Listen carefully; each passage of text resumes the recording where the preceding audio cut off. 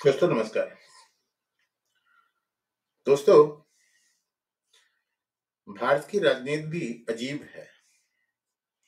गलती कोई करे और फायदा किसी और को मिलता है।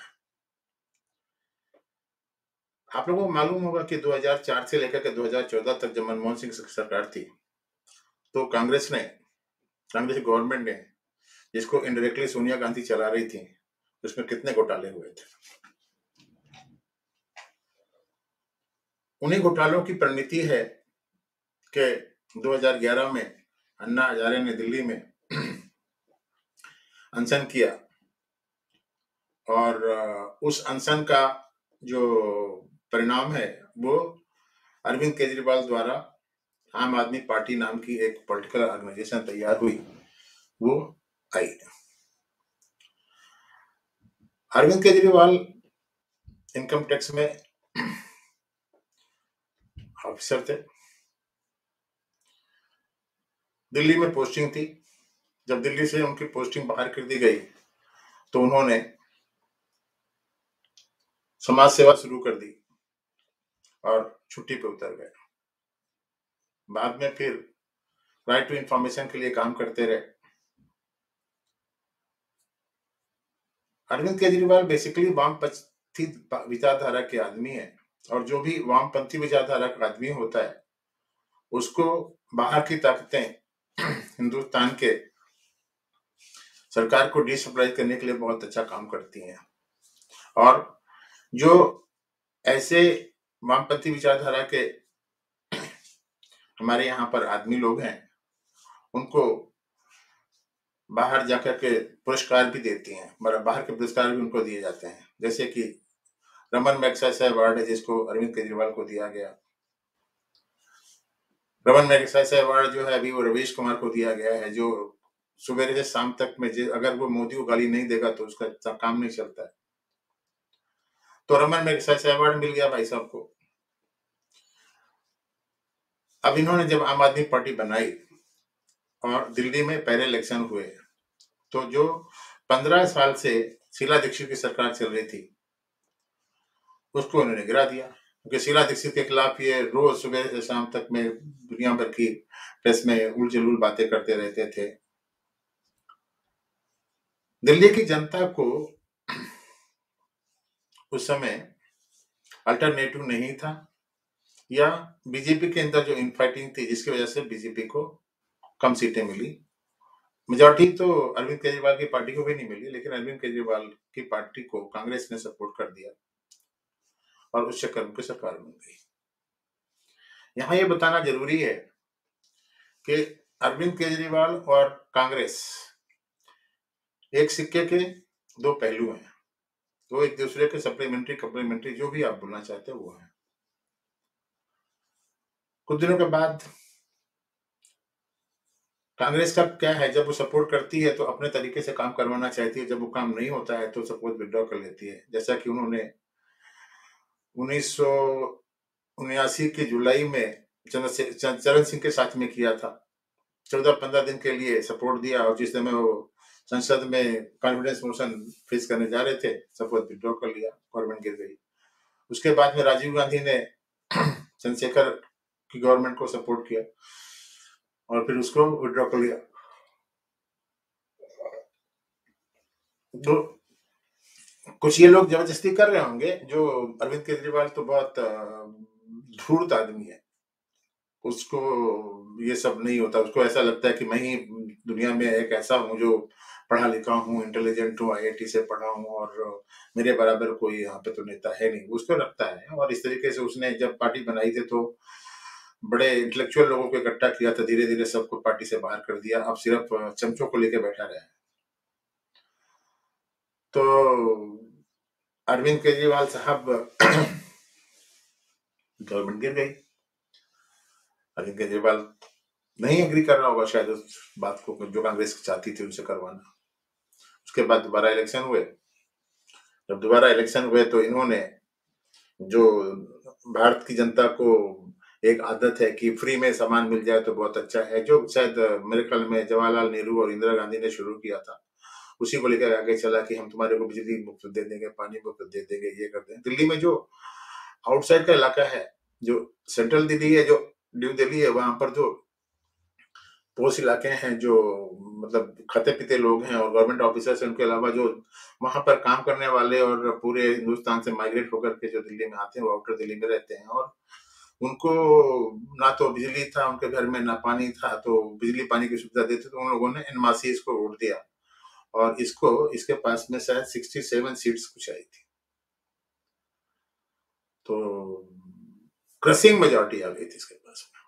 अब इसको दिमाग में तो घुस गया कि भाई मैं बहुत बड़ा तोप खान हूँ और दिल्ली की जैसी जगह पे 70 में से सिर्फ 67 सीटें मिलती हैं। हाँ, एक ये बता दूं कि ये आदमी शुरू से ही बीजेपी का विरोधी था और इसके अंदर ये था कि भाई मेरे अंदर बहुत कुछ क्षमता है और मैं प्रधानमंत्री बन सकता हूँ। इस चक्कर में 2014 में जब 67 मिली थी और जब ये दिल्ली का चीफ मिनिस्टर था, उसके बावजूद भी ये वाराणसी में उस समय के prime minister candidate Narendra Modi के खिलाफ इलेक्शन लड़ने गया था। वो क्या हुआ है सबको मालूम है, उस बारे में जानना नहीं चाहता, लेकिन इसकी तमन्ना थी। इसने उस समय पूरे हिंदुस्तान में हर जगह इलेक्शन लड़ा था, लोगों ने बहुत पैसा कंट्रीब्यूट किया था, बाहर से भी बहुत पैसा आया था इसके पास। बाहर के लोग भी सोचते थे कि कांग्रेस की जो की गवर्नमेंट वो हट जाए, कोई अच्छा सा नेता आए, अल्टरनेटिव ढूंढ रहे थे और ये उस समय प्रोजेक्ट कर रहा था कि हाँ भाई मैं काम करूंगा। तो लोकसभा के 2014 के बनारसी के इलेक्शन में बुरी तरीके से पिट गया, इसकी पार्टी भी पिट गई।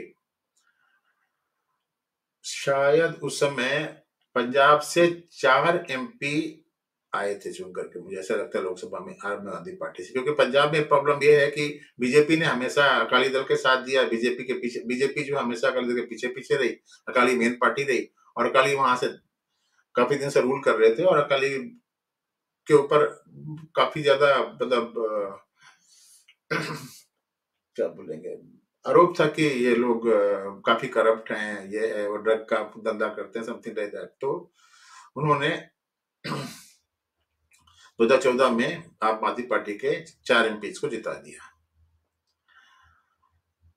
इसके बाद 2019 के इलेक्शन में ये भाई यहाँ वहां घूमता रहा, लड़ा, यहाँ पर भी लड़ता था, उधर भी लड़ता, गोवा में गया, जहां जहां पर भी इलेक्शन हुए वहां पर लड़ता रहा, लेकिन उसे कुछ ज्यादा मिला नहीं दिल्ली के अलावा। 2022 के इलेक्शन में कांग्रेस की गलती से अमरिंदर सिंह, कैप्टन अमरिंदर सिंह अच्छे खासे चल रहे थे, लेकिन उनकी शायद जो स्टेट फॉरवर्डनेस होगी या कुछ भी होगा, वो शायद राहुल गांधी को और उसको जो प्रियंका गांधी को पसंद नहीं था, तो उन्होंने उनको हटा करके वो चन्नी को बना दिया। वो सिद्धू बनना चाह रहा था वहां का चीफ मिनिस्टर, लेकिन सिद्धू को नहीं बनाया, चन्नी को बना दिया। ये सोचे कि शायद ये शेड्यूल कास्ट है, इस चक्कर में जब 2022 के इलेक्शन होंगे तो हमारे को लोग वोट देंगे। कांग्रेस पिट गई और बीजेपी को तो पिटना ही था, बीजेपी ने कभी अपना बेस बनाया ही नहीं था पंजाब में, और उस चक्कर में फिर अरविंद केजरीवाल साहब वहां पर ब्रूट मेजॉरिटी से आ गए। अब इनके पास में दिल्ली अपने पास है, दिल्ली में जो पिछले वाले इलेक्शन थे उससे शायद 63 सीट्स लेकर के आया है और पंजाब में भी इनकी गवर्नमेंट बन गई। बाकी जगह पर इसने बहुत ज्यादा हाथ पैर मारा, लेकिन वहां पर कोई इसको बोल लगा नहीं। खैर, इस बीच में एक प्रोजेक्ट चल रहा है, rapid road transport system, something like that, RRTS बोलते हैं उसको। उसमें दिल्ली से जो पानीपत की तरफ या मेरठ की तरफ जो रोड जाते हैं, उसमें दिल्ली गवर्नमेंट को कंट्रीब्यूशन देना होता है। इसने वो कंट्रीब्यूशन नहीं दिया और उसकी केस सुप्रीम कोर्ट में पड़ा हुआ था। सुप्रीम कोर्ट में एक PIL एक्सपर्ट है, एनवायरमेंटलिस्ट है, MC मेहता साहब, उन्होंने केस डाला था और उसमें ये सुनवाई हुई। तो आप मेरा पिछला वीडियो देखिए, शायद 3 जुलाई के आसपास की बात है। सुप्रीम कोर्ट ने अरविंद केजरीवाल गवर्नमेंट को बोला था कि आप एड पे कितना पैसा देते हो। जब इनकी वकील ने बोला होगा कि हमारे पास पैसा नहीं है, हम नहीं दे सकते, तो सुप्रीम कोर्ट ने बोला कि ठीक है, काम करो, आप एडवर्टीजमेंट कितना पैसा देते हो, इसका पूरा पूरा हिसाब किताब हमारे को दे, 3 साल का आपको बजट बताओ। तो कल मेरे ख्याल में इन्होंने वहां पर जाकर के अपना हिसाब किताब दिया और कल सुप्रीम कोर्ट ने जो फैसला दिया है या जो ऑर्डर दिया है उसके बारे में बाद में आऊंगा। पहले मैं आपको 3 तारीख का अपना एक वीडियो दिखा देता हूँ, जिसको मैंने कवर किया था Yes, just a minute.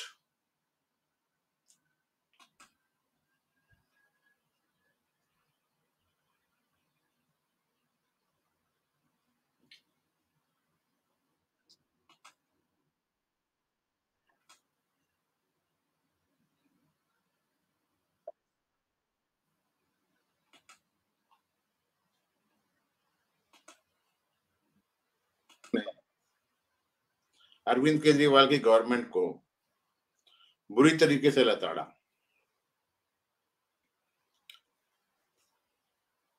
Supreme court ने अरविंद केजरीवाल गवर्नमेंट को यहां तक कह दिया कि हम आपके 3 साल के बजट का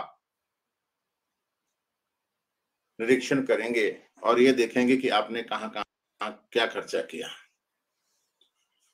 मामला था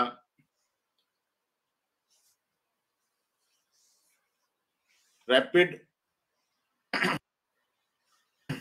आरआरटीएस जिसको बोलते हैं, रैपिड रेल ट्रांसपोर्ट प्रोजेक्ट का कुछ प्रोजेक्ट मामला था, जिसमें कि अरविंद केजरीवाल गवर्नमेंट ने बोला कि हमारे पास में फंड ही नहीं है। ये है आरआरटीएस, मतलब रीजनल रैपिड ट्रांजिट सिस्टम की बात करता है। तो सुप्रीम कोर्ट आज 3 तारीख को वेकेशन के बाद में खुला था और ये मामला जो है जस्टिस एसके कौल और जस्टिस सुधांशु धूलिया के पास में पहुंचा गया था। वहां पर इन्होंने, मतलब अरविंद केजरीवाल की गवर्नमेंट ने बोला कि हमारे पास में इस प्रोजेक्ट के लिए पैसा नहीं है।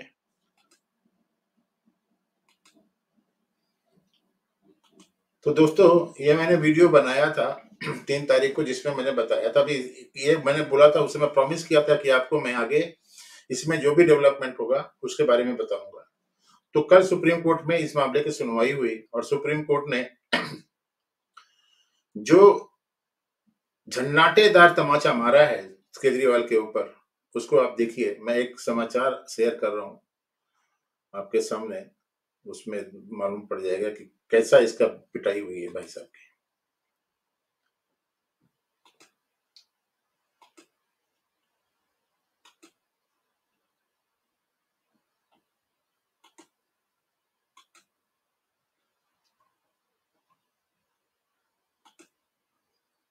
दिख रहा है, Supreme Court asked Delhi government to provide. अब देखिए, Supreme Court asked Delhi government to provide ₹415 crore for RRTS project. ये 24 तारीख की न्यूज है, देख लीजिए, वन इंडिया की न्यूज है। बाकी जितने भी चैनल हैं, न्यूज चैनल हैं, जिनको ये पैसे देता है, जहां पर एडवर्टाइजमेंट के लिए पैसे देता है, बाहर है, उस बारे में उनमें सब में नहीं लिखा गया। ये इसने लिखा है क्योंकि ये प्राइवेट एक ऑर्गेनाइजेशन है जो उसने लिखा है। मैं पूरा सर्च कर रहा था, ज्यादातर न्यूज ये नहीं है। यूट्यूबर लोगों ने अपना वीडियो बनाया है, बट जो मेन न्यूज चैनल हैं, जो मीडिया हाउसेज हैं, आज तक है या इंडिया टुडे है फॉर दैट मैटर, रिपब्लिक है, इन लोगों ने इसको नहीं बनाया है क्योंकि इन लोगों को सबको एनडीटीवी, इसके बाद वो रजत शर्मा का इंडिया टीवी, ये सब के सब इनसे पैसा लेते हैं और इसके बारे में कभी भी नहीं बोलते हैं। कभी भी जो न्यूज होती है ना, अरविंद केजरीवाल के बारे में जो खिलाफ अगर न्यूज होगी तो उसको ये लोग दबा देते हैं। जैसे कि पिछले जो सुप्रीम कोर्ट के चीफ जस्टिस ने वो जो ऑर्डर दिया था कि ऑर्डिनेंस के ऊपर, कि ऑर्डिनेंस को सुनवाई कर दो, ये कर दो, तो सुप्रीम कोर्ट ने बोला कि हम इसको संविधान पीठ को दे देते हैं। तो उसमें 4-5 मामले लटका के रखे थे। उसमें एक मामला ये भी था जो इसने कुछ 400 से ऊपर लोगों को अपने गवर्नमेंट के एनरोल में रख दिया था, जो सारे इसके ब्लाइंड सपोर्टर थे, जिनको कि 50,000 से लेकर 2 लाख रुपए कुछ तनख्वाह मिला करती थी। तो सुप्रीम कोर्ट ने बोला कि इस केस को अलग करो, इसको हम संविधान पीठ को नहीं भेजेंगे, इसमें हम सुनवाई करेंगे। और सुप्रीम कोर्ट ने जो लेफ्टिनेंट गवर्नर ने जो उनको बर्खास्त किया था, नौकरी से डिसमिस किया था, उसको भी बरकरार रखा है। Dismissal of these sponsored employees of Arvind Kejriwal has been upheld by supreme court. तो वो भी खबर जो है इन लोगों ने नहीं बताई है। खैर, आगे चलते हैं यहाँ पर। तो supreme court on Monday berated the Delhi government. आज क्या है? आज ट्यूसडे, तो मैं कल की बात कर रहा हूँ, 24 तारीख की। berated the Delhi government for throwing its hand up over contributing its share toward the two regional rapid transit system corridor to Alwar and Panipat and directed it to provide 415 crore for the project within 2 months. ये बोला 415 करोड़ रुपया आप 2 महीने के अंदर दीजिए. अब आगे बढ़ते क्या बोल रहे हैं यहाँ पे क्या बोल रहा है भाई रुको. हाँ. Delhi government had expressed inability to contribute fund for the RRTS project, after which the Apex Court had directed its place on record fund spent on advertisement in the last 3 years. जो मैं 3 जुलाई की जो news बता रहा हूँ वो बात है. The RTS project consists of semi-high speed rail corridor connecting Delhi to Meerut in Uttar Pradesh, Alwar in Rajasthan, and Panipat in Haryana.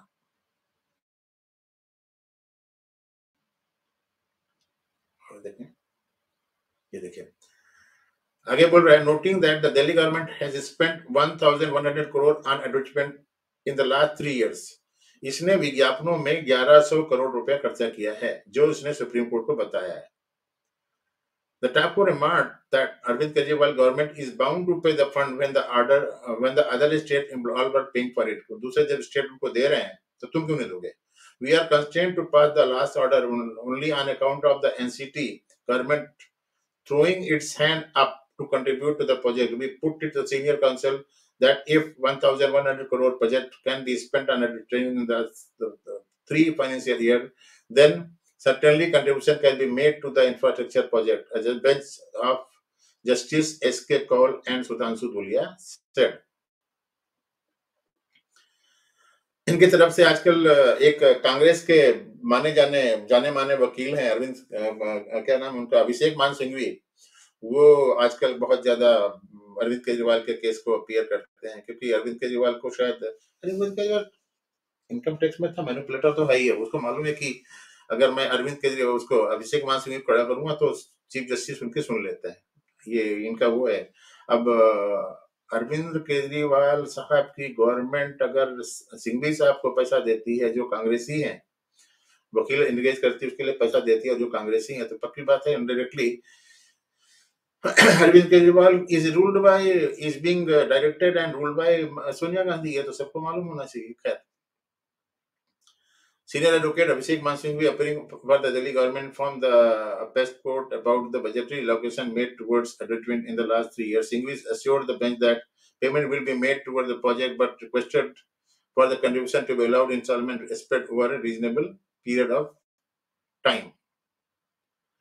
National Capital Region Transport Corporation is executing the project, a joint venture between the center and the state concerned. The Delhi Meerut project is already under construction and the Kejri government has agreed to pay its share of the cost. However, the Delhi government has refused to share the financial burden for the remaining two decisions, citing a paucity of funds. The top court had earlier slammed the Delhi government for explaining its inability to contribute towards the contribution of so and so.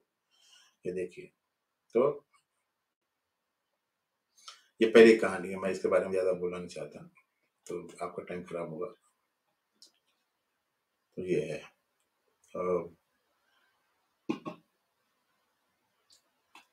आजकल लगता है साहब के अरविंद केजरीवाल का time खराब है क्योंकि जिसको देखो वही इनकी बजा के चला जाता है ऐसा लगता है. बंद हो जाओ भाई.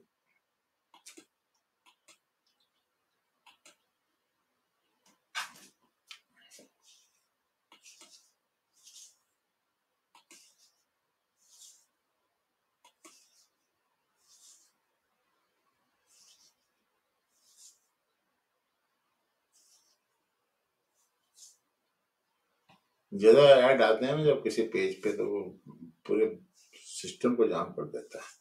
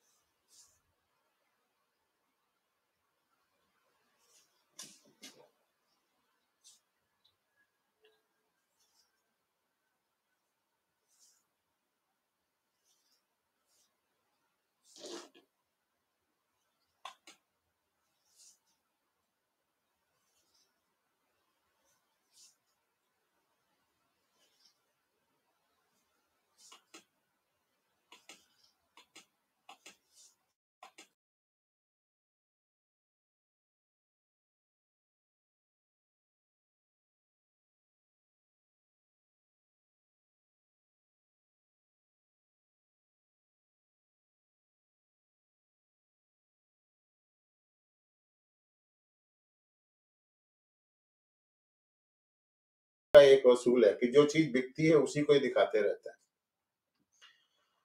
आज अगर आपने देखा होगा पिछले हफ्ते भर या 15 दिन तक वो सीमा हैदर के पीछे पड़े हुए थे, बाकी सब चीज़ें एक तरफ चली गई थी। उसके बाद में दिल्ली की बाढ़ के बारे में आ गए थे कि जर्नलिस्ट जो है वो बाढ़ के पानी में कले तक यहाँ तक पानी आ रहा है, फिर भी वो उसमें उछल-कूद कर रहा है। इसके बाद में मणिपुर के बारे में बात करते हैं। जो हमें डेली लाइफ में लॉन्ग टर्म में अफेक्ट करने वाली चीज़ें हैं, उसको ये दिखाते नहीं हैं। अब वो क्यों नहीं दिखाते? क्योंकि जो मीडिया में लोग बाग आए हैं आज की डेट में, वो या तो बड़े-बड़े माँ-बाप के बच्चे हैं और इनको जो प्राइवेट हाउसेज़ में जो उनके मीडिया हाउसेज़ के जो ओनर हैं, उन लोगों ने उनको नौकरी दे दी है। इनको कोई बेसिक चीज़ का मालूम नहीं है और दूसरा ये है कि ये लोग ग्राउंड लेवल पे काम नहीं करना चाहते। एसी रूम में बैठ कर के नेट से ट्विटर से दुनिया भर की न्यूज़ें उठा करके उसके बारे में बात करते हैं। तो मैं तो इन जर्नलिस्ट के ऊपर विश्वास नहीं करता। और सबसे बड़ी बात ये है जो हेडिंग देते हैं ना ये लोग, वो कितनी वो होती है। चूँकि ये मीडिया में दिखाई देते हैं सामने, आपको लगता है कि अरे बहुत ब लोग आ गए, जबकि ये लोग वर्थ नथिंग है। ना इन लोगों ने मेडिकल निकाला, ना इंजीनियरिंग करी, ना एमबीए निकाला, ना सिविल सर्विसेज़ क्वालीफाई कर पाए। जब कुछ नहीं कर पाए तो ये लोग जर्नलिस्ट बन के बैठ गए। कैसी-कैसी लैंग्वेज यूज़ करते हैं। अभी जैसे आप किसी भी चैनल पे देख लीजिए, वो हिंदी बोलेंगे तो उसमें भी वो अंग्रेज़ी घुसेड़ देंगे। लड़कियाँ जो हैं वो जैसे ऐसा लग रहा है जैसे कि कोई एक ब्यूटी कंटेस्ट हो रहा हो, आएँगी और पा पा पा पा हल्ला करती रहेंगी। ये सब चीज़ें होती हैं। इसलिए मैं आपके पास में इसको लेकर के आया था। तो अगर ये वीडियो आपको अच्छा लगता है तो आप इसको लाइक करो, शेयर करो, मेरे चैनल को सब्सक्राइब करो और नोटिफ़िकेशन पाने के लिए बेल आइकन दबा दो। मिलते हैं किसी और मुद्दे के साथ अगले वीडियो में, तब तक के लिए नमस्कार, जय हिंद, जय भारत, भारत माता की जय।